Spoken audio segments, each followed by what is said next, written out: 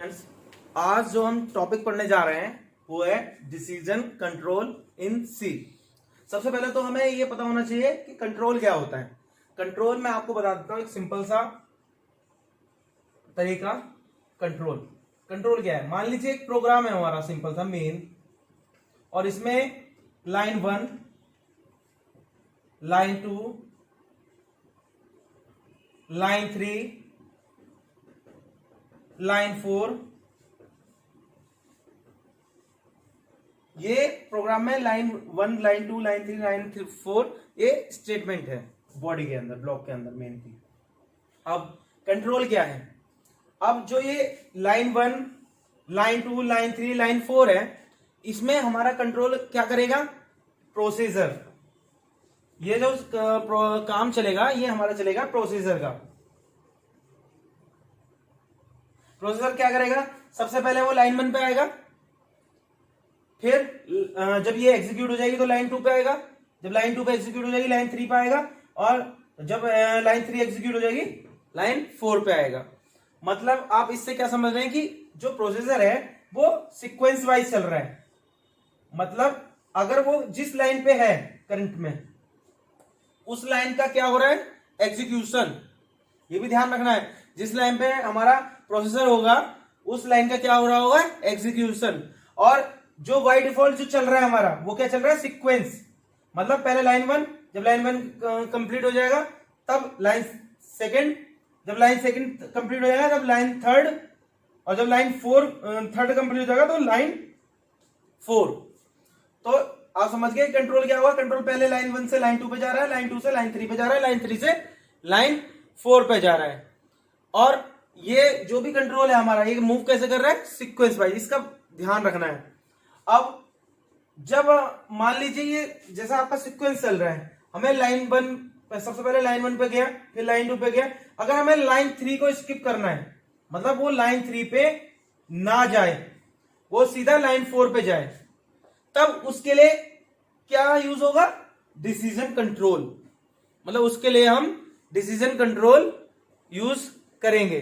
और वो कैसे करेंगे वो मैं आपको बता दूंगा। ये 4 टाइप से होता है डिसीजन कंट्रोल हमारा। पहला डिसीजन कंट्रोल इंस्ट्रक्शन, दूसरा इटरेटिव कंट्रोल इंस्ट्रक्शन, तीसरा स्विच केस कंट्रोल इंस्ट्रक्शन, और 4 गो टू कंट्रोल इंस्ट्रक्शन। जो हम आज पढ़ेंगे वो पढ़ेंगे डिसीजन कंट्रोल इंस्ट्रक्शन। अब डिसीजन कंट्रोल इंस्ट्रक्शन के अंदर क्या क्या आता है? इसको हम एक और नाम से जानते हैं, इसको हम बोलते हैं सिलेक्शन कंट्रोल इंस्ट्रक्शन। इसका ध्यान रखना है, कहीं पे अगर एग्जाम में आ जाए कि डिसीजन कंट्रोल इंस्ट्रक्शन या फिर सिलेक्शन कंट्रोल इंस्ट्रक्शन, तो दोनों एक ही है। और इसके अंदर क्या क्या आता है हमारा? इसके अंदर आते हैं हमारे इफ स्टेटमेंट,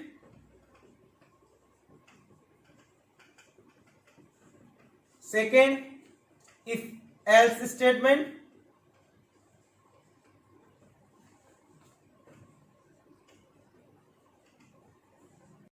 जो तीसरा है वो है कंडीशनल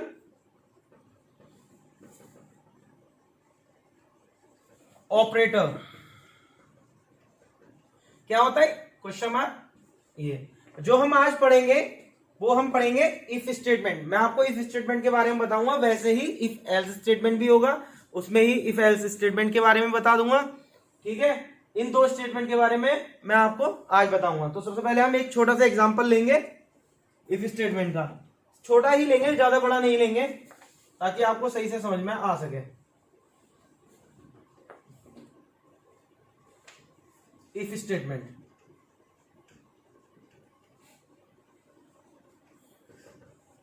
मान लीजिए हम एक प्रोग्राम बना रहे हैं, आप करके देखिएगा इंप्लीमेंट अपने टर्बो सी पे। मान लीजिए हम एक प्रोग्राम बना रहे हैं मेन, उसमें हम क्लियर स्क्रीन कर देते हैं, उसमें हम प्रिंट करा रहे हैं प्रिंट एफ हेलो, और एक वो चीज प्रिंट करा रहे हैं प्रिंट एफ सी। ठीक है, गेट सी एच और क्लोज। अब क्या है, अब इसका जो आउटपुट आएगा वो आउटपुट क्या आएगा हमारा, वो आउटपुट आएगा हेलो सी। ठीक है, अब इसमें देख लीजिए वो जो कंट्रोल है हमारा कैसे चल रहा है। पहले फर्स्ट इस लाइन को एग्जीक्यूट कर रहा है, सेकेंड इस लाइन को एग्जीक्यूट कर रहा है, थर्ड इस लाइन को एग्जीक्यूट कर रहा है, देन इस लाइन को एग्जीक्यूट कर रहा है और फिर बाहर जा रहा है। ये हमारा कंट्रोल का प्रोसीजर बता रहा हूं मैं आपको कि प्रोसीजर कैसे काम कर रहा है। अब मान लीजिए हमें इस लाइन को स्किप करना है, मतलब ये लाइन प्रोग्राम में लिखी हो, क्योंकि कई बार ऐसी सिचुएशंस आती हैं कि एक बार हमें कोई और आउटपुट चाहिए होता है, एक बार हमें कोई और आउटपुट चाहिए होता है। तो हमें मान लीजिए आप कोई मार्कशीट का प्रोग्राम बना रहे हैं, मार्कशीट के प्रोग्राम में जब आप आउटपुट चाहेंगे या तो स्टूडेंट पास होगा या फेल होगा, आपको स्टेटमेंट दोनों रखने पड़ेंगे, लेकिन एग्जीक्यूशन के टाइम एक स्टेटमेंट ही रन होना चाहिए, ये भी तो आपको देखना पड़ेगा। उसके लिए क्या करेंगे आप, उसके लिए आप कंडीशन यूज करते हैं। ऐसे ही इस प्रोग्राम को मैं बताऊंगा या तो हेलो प्रिंट हो या सी प्रिंट हो, और इफ स्टेटमेंट से आप उसको अलग अलग कर सकते हैं। मान लीजिए मैं इसी प्रोग्राम को ले लेता हूं, यहां पर क्या कर दिया हमने, main CLR print F hello. अब सी को आप एक कंडीशन दे दीजिए, इफ मान लीजिए 2 नंबर है, 2 से बड़ा है 5, then print F C get CH। अब यहां पे देख लीजिए, यहां पे जो भी कंडीशन आप रखेंगे वो कंडीशन का जो आंसर है वो यस या नो में होना चाहिए। मतलब उस कंडीशन का जो आंसर आपको सामने देना है, कंडीशन रखनी है, वो या तो हां होनी चाहिए या वो ना होनी चाहिए। अगर हां होगी तो वो इफ ब्लॉक में जाएगा, और अगर ना होगी वो सीधा गेट CS में जाके एग्जिट हो जाएगा। तो 2 5 से बड़ा होता है, नहीं होता ना, 5 बड़ा होता है, तो ये कंडीशन क्या है, ट्रू। तो अब भी क्या आउटपुट आएगा इसका, इस पूरे प्रोग्राम का आउटपुट क्या आएगा, अब भी इसका आउटपुट हेलो सी ही आएगा, क्योंकि 2 छोटा होता है 5 से, 2 लेस देन होता है 5 से, तो यानी कि ये कंडीशन ट्रू हो गई। ट्रू हो गई कंडीशन, तो क्या करेगा, वो अंदर जाएगा। और एक बात और ध्यान रखना है, इफ में आपको जो कंडीशन लगेगी वो कंडीशन ट्रू और फॉल्स की फॉर्म में ही लगनी चाहिए। अब एक छोटा सा एग्जांपल आप भी करके देखिएगा, मैं एक प्रोग्राम और बता देता हूं आपको।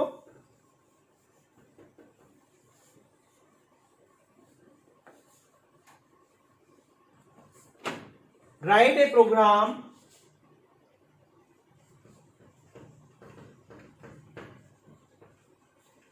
in C to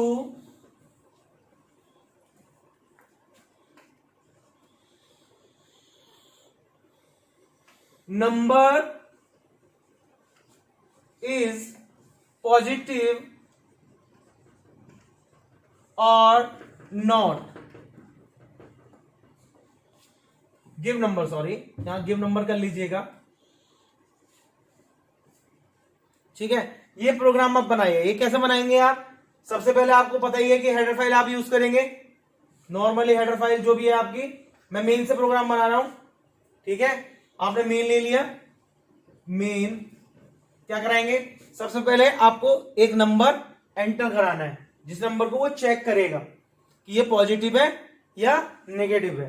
तो क्या करेगा वो, अब इंटीजर टाइप का ले लिया नंबर, क्योंकि इंटीजर होगा, इंट एन। अब एन को इनपुट कराना है आपको, तो सबसे पहले क्या, एक मैसेज प्रिंट कराएंगे, print F enter the integer number एक मैसेज करा देंगे। उसके बाद स्कैन एफ, अब नंबर को इनपुट भी तो कराना होगा आपको, तो इसका मॉडुलस क्या होता है, %d। Percent d n percent n, मतलब कि जो नंबर एन है वो आप इनपुट कराएंगे, तब अब आपको पॉजिटिव और नेगेटिव दो पोजीशन देखनी है आपको, मतलब नंबर आपका नेगेटिव है या पॉजिटिव है, तब क्या लगाएंगे, इफ, यहां लगा देंगे इफ कंडीशन। इफ कंडीशन क्या होगा, जब एन 0 से बड़ा होगा, एन जब बड़ा होगा 0 से, तब क्या होगा, तब होगा print F number is positive. एक चीज का और ध्यान देना है, जब इफ कंडीशन आप यूज करेंगे तो यहां पर हमें इक्वेशन की फॉर्म में रखना है। हम आप ये नहीं लिख सकते कि एन इज पॉजिटिव, ये नहीं लिख सकते, ये क्योंकि जो हमारा कंपाइलर है वो इस लैंग्वेज को जानता ही नहीं है, वो क्या है, इंग्लिश लैंग्वेज को नहीं जानता। जैसे नॉर्मली वो जो लैंग्वेज होगी वो इक्वेशन फॉर्म में, ऑपरेटर फॉर्म में होगी, तो उसके लिए क्या था, वो मैंने क्या लिखा था, एन बड़ा होगा 0 से, एन बड़ा होगा 0 से, तब क्या होगा, नंबर इज पॉजिटिव। अब एक और इफ कंडीशन लगा देंगे, इफ, अब क्या होगा, जब n equal to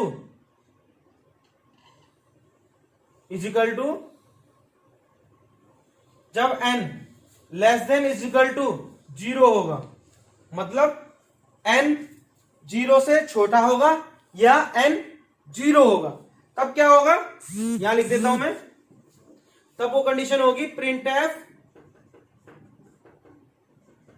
number is negative.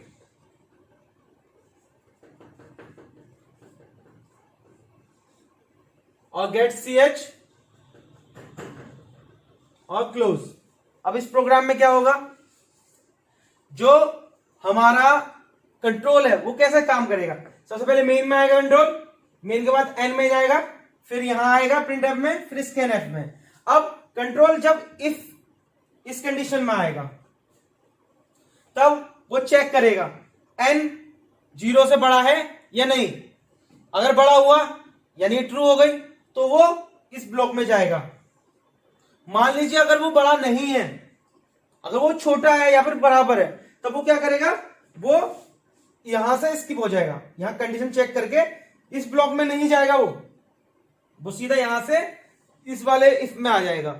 अब वो कंडीशन यहां चेक करेगा, यहां अगर राइट हुई कंडीशन तो ट्रू हुई, मतलब तो यहां अंदर एंटर करेगा, तब वो अंडर वाला मैसेज प्रिंट कराएगा। अब अगर मान लीजिए n की वैल्यू सिंपल सा, हमने n की वैल्यू क्या दे दी, n की वैल्यू -2, तब वो क्या करेगा, -2 कंट्रोल यहां चलेगा, यहां चलेगा, यहां चलेगा, यहां से वैल्यू एंटर करा दी, अब वो यहां ढूंढेगा -2 ग्रेटर देन इक्वल टू 0, 0 से बड़ा है -2 नहीं, अगर नहीं है तो यहां कंडीशन यहां से सीधा यहां आ जाएगी। अब यहां चेक करेगा वो -2 ग्रेटर देन इक्वल टू 0, 0 बड़ा होता है तो वो 0 से छोटा है ये, तब कहां आ जाएगी कंडीशन, इस ब्लॉक में, और वो नंबर इज नेगेटिव प्रिंट कर देगा। आई होप आप लोगों को ये समझ में आया होगा कि कंडीशन डिसीजन कंट्रोल क्या होता है। आज मैंने आपको इफ कंट्रोल के बारे में बताया है, अपने नेक्स्ट लेक्चर में मैं इफ एल्स के बारे में भी बताऊंगा। तो आप अगर कोई भी क्वेश्चन होगा या क्वेरी होगी वो आप मुझे कमेंट सेक्शन में लिख के दे सकते हैं। Okay, thank you.